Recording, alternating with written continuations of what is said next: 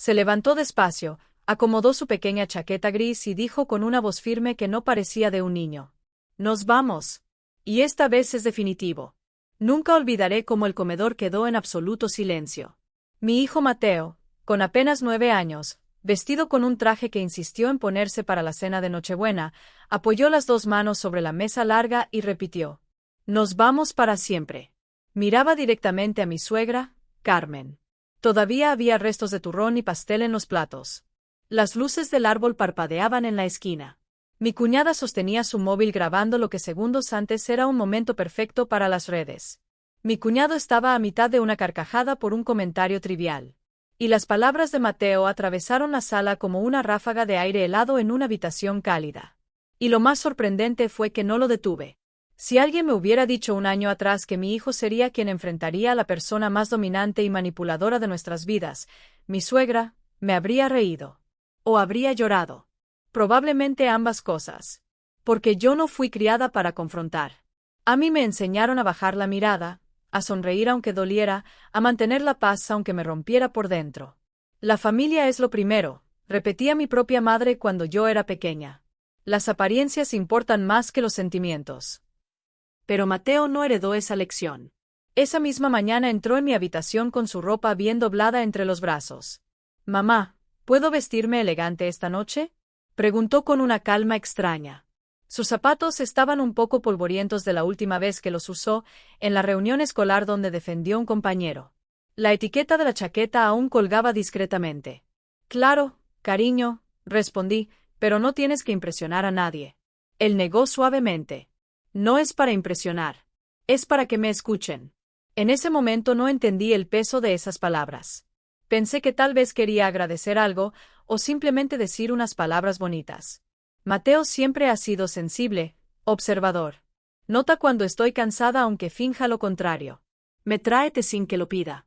Dibuja corazones pequeños cuando presiente que he tenido un mal día. No se estaba vistiendo para destacar. Se estaba vistiendo para que lo tomaran en serio.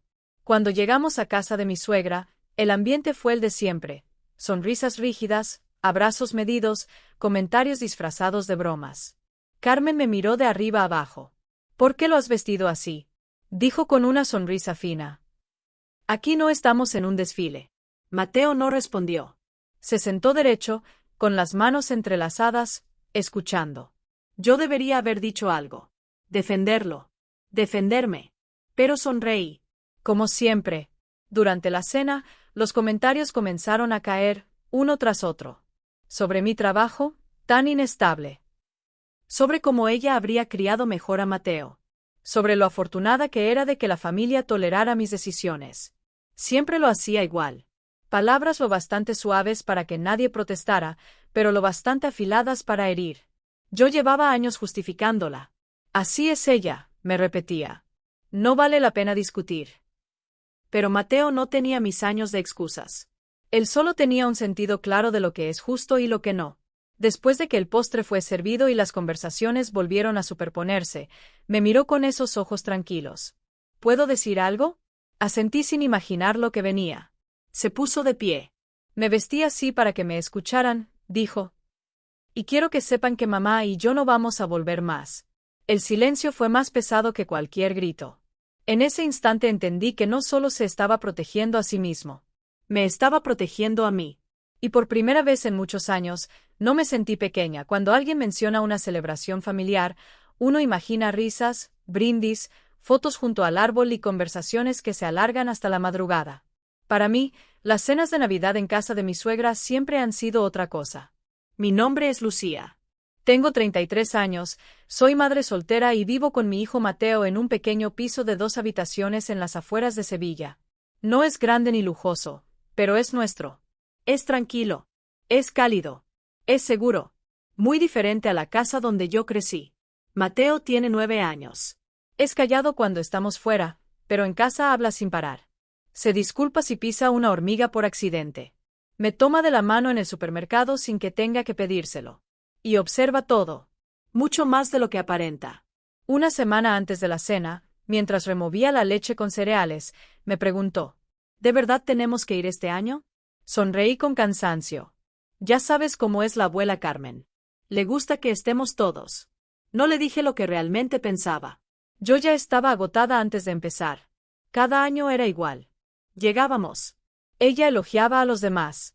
A la esposa perfecta de mi cuñado. Al hijo exitoso que siempre hacía todo bien. Y luego, con una sonrisa elegante y una copa de vino en la mano, empezaban los comentarios dirigidos a mí.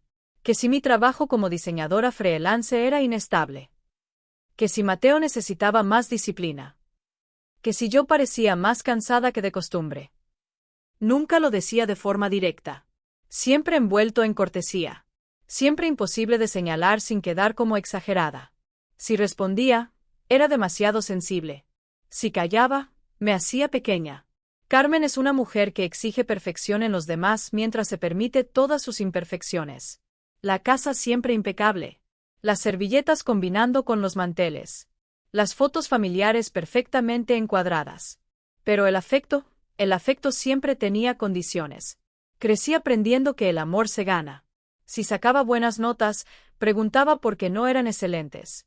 Si limpiaba mi cuarto, revisaba los rincones buscando polvo invisible. Si lloraba, me decía que no dramatizara. Cuando quedé embarazada a los 23 años, su decepción fue silenciosa pero pesada. El padre de Mateo desapareció antes de la primera ecografía. Y cuando se lo conté, Carmen suspiró y dijo: «Bueno, supongo que ahora tendrás que afrontar las consecuencias». Dijo que ayudaría. Y ayudó. Pero cada ayuda llevaba una deuda invisible. Consejos disfrazados de críticas. Favores acompañados de recordatorios. Generosidad con factura emocional. Durante años lo acepté. Me convencí de que Mateo necesitaba una abuela. Que yo debía mantener la armonía. Que romper la relación sería egoísta. Pero algo había empezado a cambiar. No en ella. Ella nunca cambia. En mí. Era un cansancio distinto. No físico. Más profundo. El tipo de agotamiento que se instala en los huesos cuando llevas toda la vida caminando con cuidado para no provocar una tormenta. Empecé a verme a través de los ojos de mi hijo. Y no me gustó lo que vi. Una mujer que sonríe cuando la hieren. Una madre que guarda silencio para no incomodar. Una semana antes de la cena, Mateo me encontró llorando en la cocina. Ni siquiera sabía que estaba despierto. «No tienes que ir si no quieres, mamá», me dijo con una naturalidad que me desarmó. Me arrodillé y lo abracé con tanta fuerza que casi lo dejo sin aire. Esa noche algo se movió dentro de mí. Empecé a preguntarme: ¿por qué sigo buscando aprobación donde nunca la hubo? ¿Qué le estoy enseñando a mi hijo sobre el amor? Cuando llegó el mensaje de invitación, frío, breve, sin una sola palabra afectuosa, supe que aún así iríamos. Todavía no estaba lista para cortar el lazo. Pero Mateo ya estaba más adelantado que yo. Ya estaba preparándose para decir en voz alta lo que yo llevaba años callando. En el fondo, yo sabía que esta cena no sería como las anteriores. Aparqué el coche frente a la casa de Carmen con 10 minutos de retraso. Durante todo el trayecto había estado respirando hondo, repitiéndome que mantuviera la calma, que no reaccionara, que sonriera pase lo que pase. Incluso practiqué esa sonrisa en el espejo retrovisor. Viejas costumbres. Pero aún así, mi mano tembló ligeramente cuando apagué el motor. Mateo me miró desde el asiento del copiloto. Llevaba la chaqueta bien abrochada. Esa mañana se había peinado 3 veces y había guardado una pequeña libreta en su mochila como si se preparara para algo importante. Incluso había limpiado sus zapatos hasta dejarlos brillantes. Le apreté la mano. ¿Listo? Asintió. No sonrió. Apenas cruzamos la puerta, sentí el peso de aquella casa caer sobre mis hombros. Todo estaba impecable. Como siempre. El suelo reluciente, la vajilla perfectamente colocada, música clásica sonando suavemente en el fondo. Bach, por supuesto. Carmen decía que Mozart era demasiado ligero para una noche elegante. «Mira quién ha decidido aparecer», dijo desde la entrada del salón. Su voz tenía esa dulzura artificial que reservaba para cuando había testigos. Antes de que pudiera contestar, sus ojos se clavaron en Mateo. Lo examinó de arriba abajo, la chaqueta planchada, los zapatos brillantes, la corbata perfectamente alineada. Soltó una pequeña risa nasal. «¿Y todo ese arreglo para qué? Aquí nadie está en una gala». Lo dijo como si fuera una broma inocente. Mateo parpadeó, sin cambiar la expresión. Pero su mano se tensó dentro de la mía. Yo debería haber dicho algo. Yo sí me preocupo por cómo se ve. O al menos respétalo. Pero hice lo que siempre hago. Tragué saliva. Quería vestirse elegante, respondí con una sonrisa ensayada. Minimizar. Restar importancia. Actuar como si no doliera. La noche avanzó con esa lentitud incómoda que solo existe cuando uno cuenta mentalmente los minutos para irse. Mi cuñado Andrés llegó tarde y fue recibido como si fuera el invitado de honor. Mi cuñada Clara trajo un vino carísimo y Carmen hizo un espectáculo diciendo que solo Clara entendía su gusto refinado. A Mateo lo llamó Mario 2 veces. Ni siquiera se corrigió. Él no dijo nada. Pero yo lo veía. Observaba cada gesto, cada palabra, cada diferencia en el trato. No estaba distraído por los dulces ni por las luces. Estaba atento. Absorbiéndolo todo. Carmen, mientras tanto, estaba especialmente incisiva esa noche. En el salón, mientras los demás hablaban, se inclinó hacia mí. Podrías haber elegido algo más favorecedor. Parece que vienes de una reunión escolar, no de una celebración. Lo dijo en voz baja. Justo lo suficiente para que nadie más escuchara. Miré mi blusa sencilla, la misma que uso para entrevistas de trabajo, y, por un segundo, me sentí como cuando tenía 10 años. Pequeña. Incómoda. Fuera de lugar por intentar estar a la altura. Así funciona ella. No necesita gritar. Sus palabras no son explosiones. Son pequeñas grietas repetidas una y otra vez. Fui a la cocina a buscar agua. En la puerta del microondas vi mi reflejo distorsionado. Hombros ligeramente encorvados. Sonrisa tensa. Ojos cansados. Y detrás de mí, en el marco de la puerta, Mateo. No estaba jugando. No estaba mirando el móvil. Me estaba mirando a mí, tenía las mejillas enrojecidas y los ojos cansados. En el reflejo de la cocina me vi como un globo al que le han ido quitando el aire poco a poco, sin ruido, hasta dejarlo casi vacío. Cuando regresé al comedor, Mateo estaba sentado muy recto en la silla. Las manos juntas sobre el regazo. La mochila, esa que insistió en traer, estaba escondida bajo la mesa. No comía. Solo miraba fijamente el pastel. Me senté a su lado. ¿Estás bien? Me miró con una calma que no era común en un niño de 9 años. ¿Puedo decir algo después? Después del postre, respondí, dudando. ¿Decir qué? Ya verás. Su voz no tenía rabia. Tampoco miedo. Era firme.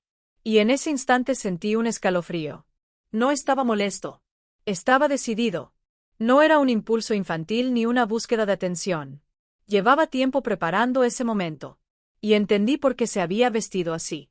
No para verse elegante. Para que lo escucharan. Asentí apenas. Fue justo después de que trajeran el pastel. Mi cuñada insistió en grabar el momento en que Carmen soplaba las velas, como si fuéramos una familia perfecta de anuncio navideño. Todos se agruparon fingiendo entusiasmo. Carmen bromeó en voz alta diciendo que era demasiado joven para ser abuela, y las risas sonaron más forzadas de lo necesario. Mateo seguía sentado al borde de la mesa. Espalda recta. Mentón alto. Ese traje gris lo hacía parecer mayor. Demasiado mayor. Carmen le acercó su porción. Esta vez intenta no mancharte, dijo con esa media sonrisa cargada de falsa ternura. No parecía cruel. Nunca lo parecía. Esa era su habilidad. Convertir la humillación en broma. Hacerte sentir exagerada si no reías. Mateo no tocó el pastel. Se giró hacia mí. ¿Ahora puedo hablar? Lo miré. Sus ojos no titubeaban. Mi corazón empezó a latir más rápido. Observé la habitación. Carmen reía con Andrés, copa de vino blanco en la mano, sentada como si aquel comedor fuera su reino. Clara revisaba el móvil. Nadie nos prestaba atención. Me incliné hacia él. ¿Qué vas a decir? Él respondió sin vacilar. La verdad. Solo eso. 3 palabras simples, pero cargadas de años de silencio, de comentarios tragados, de heridas invisibles que nunca dejaron marca en la piel, pero sí en el alma. Sentí miedo. No por lo que diría, sino por la reacción que vendría después. Ese miedo antiguo que se instala cuando has pasado la vida caminando sobre cáscaras de huevo. El que te dice que no provoques tormentas. Que sonrías. Que aguantes. Mateo me miraba esperando mi decisión. Podía cerrar la puerta. O podía abrirla. Y por primera vez en mi vida, elegí abrirla. Asentí. Eso fue todo. Un pequeño gesto. Mateo empujó la silla hacia atrás. El leve roce contra el suelo de madera hizo que varias cabezas se giraran. No levantó la voz. Metió la mano en su mochila y sacó una hoja doblada. Se acomodó la corbata. Aclaró la garganta. Me vestí así hoy, empezó, porque quería que me tomaran en serio. El comedor quedó inmóvil. Carmen inclinó ligeramente la cabeza. La sonrisa seguía en su rostro, pero sus ojos ya se habían endurecido. Mateo continuó, su voz era suave, pero firme. No temblaba. Me vestí así porque tengo algo importante que decir. El silencio ya comenzaba a expandirse por la mesa. Mateo miró directamente a Carmen. No eres amable con mi mamá. Una pausa. Le dices cosas que la hacen sentir pequeña. Te ríes como si fuera una broma, pero no lo es. Yo veo cómo se le ponen los ojos tristes cuando cree que no la estoy mirando. No respiré. No podía. Estaba viendo a mi hijo hacer lo que yo nunca me atrevía a hacer. Decirlo en voz alta. Nombrarlo delante de todos. Y no quiero venir más aquí, continuó, su voz tensándose apenas, porque le duele. Y si no puedes tratar bien a mi mamá, entonces nosotros no queremos estar aquí. El silencio que siguió fue ensordecedor. Carmen abrió la boca, probablemente lista para soltar alguna frase elegante que minimizara todo, como siempre hacía. Pero antes de que pudiera hablar, Mateo se giró hacia mí. Nos vamos, ¿verdad, mamá? Y esta vez, no dudé. Sí, respondí con claridad. Nos vamos. No hubo gritos. No hubo dramatismo. Tomé mi bolso. Entrelacé mis dedos con los de mi hijo. Caminamos hacia la puerta. Y por primera vez en mi vida, no me sentí como una niña asustada en esa casa. Me sentí entera. Una madre. Una mujer. Completa. Las palabras flotaban todavía en el aire. Si no puedes ser amable con mi mamá, no queremos estar aquí. Nos vamos para siempre. Se escuchó el sonido metálico de un tenedor cayendo sobre un plato. Nadie se movía. La sonrisa de Carmen permanecía en su rostro, pero rígida, congelada. Sus ojos parpadeaban lentamente, como si intentara procesar un golpe inesperado. Ella no gritaba. Nunca gritaba. Se afilaba por dentro. Mi cuñada bajó el móvil lentamente. Andrés masticaba un trozo de pastel que de repente parecía demasiado grande. Y dentro de mí, algo se acomodó. No era rabia. No era tristeza. Era claridad. Sentí los dedos de Mateo apretando los míos. Firmes. Seguros. ¿Estamos listos? Preguntó. Asentí. No corrimos. No hicimos escena. Solo éramos dos personas saliendo de una casa que nunca fue un hogar. Antes de cruzar la puerta, la voz de Carmen nos alcanzó. No hagas esto. Fría. Controlada. Sin disculpa. Vas a arrepentirte de criarlo tan sensible, añadió, ahora más fuerte. El mundo no va a cuidar sus sentimientos. Me giré lentamente. No lo estoy criando para que sea débil, respondí con calma. Lo estoy criando para que sea amable, para que sea valiente, para que no repita lo que yo viví. La sonrisa desapareció de su rostro. Y entendí algo en ese momento.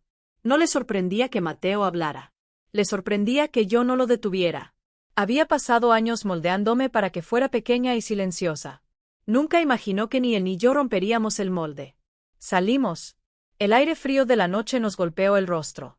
Pero no se sintió hostil. Se sintió limpio, el aire frío se sintió bien. Como respirar por primera vez después de haber estado demasiado tiempo bajo el agua. Detrás de la puerta aún se escuchaban risas apagadas, platos moviéndose, música de fondo. Pero ya no era nuestro ruido. Nunca lo había sido. Cuando llegamos al coche, Mateo me miró. ¿Arruiné todo? Me arrodillé frente a él. Me dolió que siquiera tuviera que hacer esa pregunta. No arruinaste nada, le dije. Dijiste la verdad. Y decir la verdad es valiente. Eso es lo importante. Asintió despacio.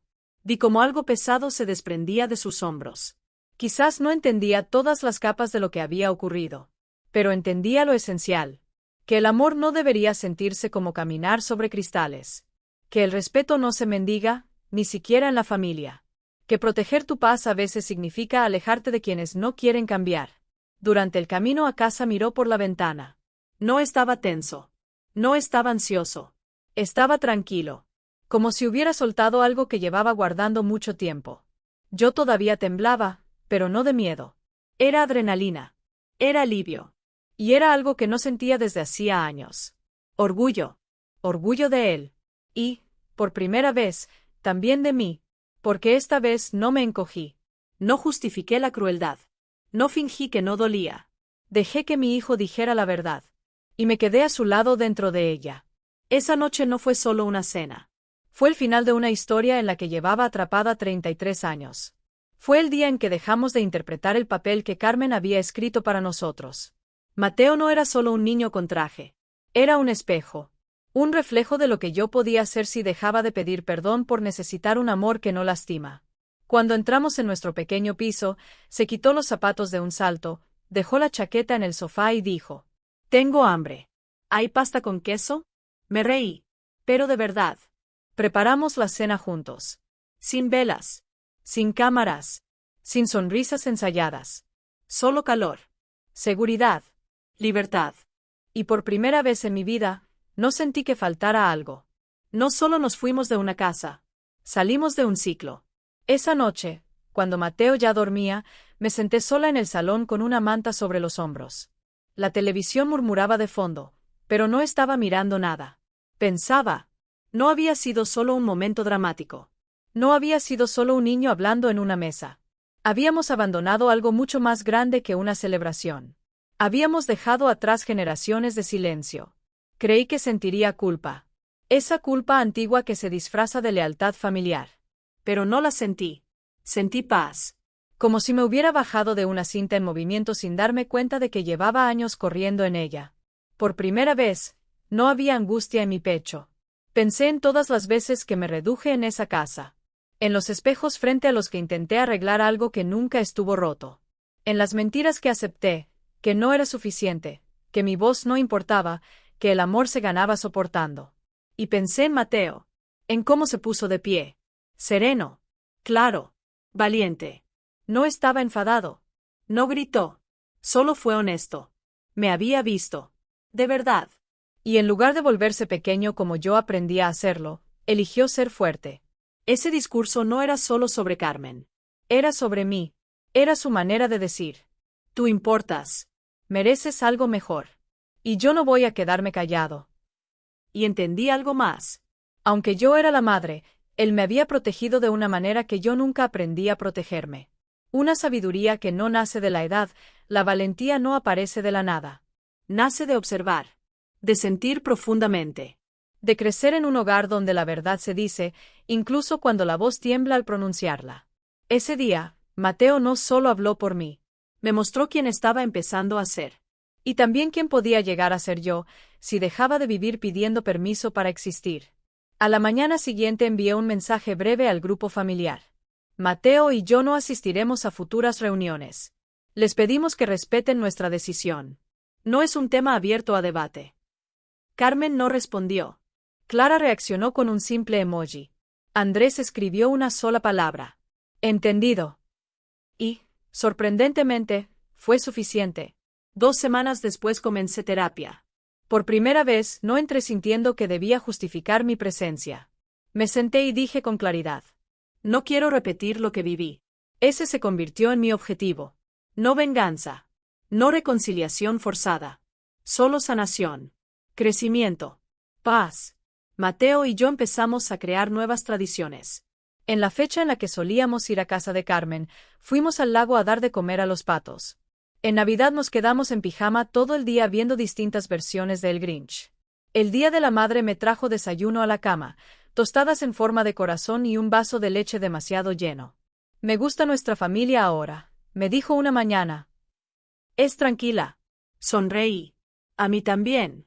No voy a fingir que ha sido fácil. Hay noches en las que me pregunto si exageré, si debí haber seguido soportando para mantener la paz. Pero entonces recuerdo la mirada de Mateo ese día. Clara. Segura. Serena. Y me recuerdo algo importante. La paz no es la ausencia de conflicto. Es la presencia de seguridad. Y ahora la tenemos. No solo dejamos una casa. Dejamos una narrativa que decía que amar era tolerar daño. Nos alejamos de una culpa heredada como si fuera una receta familiar obligatoria. Hicimos espacio para algo distinto. Una familia construida sobre confianza. Sobre escucha. Sobreprotección mutua. Mateo me enseñó algo que debí aprender hace mucho. Que a veces el acto más valiente no es confrontar. Es marcharse. Y que a veces quien te salva no es alguien más fuerte o mayor. Es un niño pequeño, con un traje un poco grande, diciendo la verdad cuando más importa. Cerramos la puerta. Y esta vez, no miramos atrás.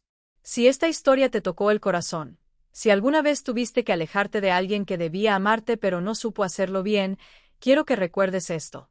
No eres débil por poner límites. No estás rota por querer algo mejor.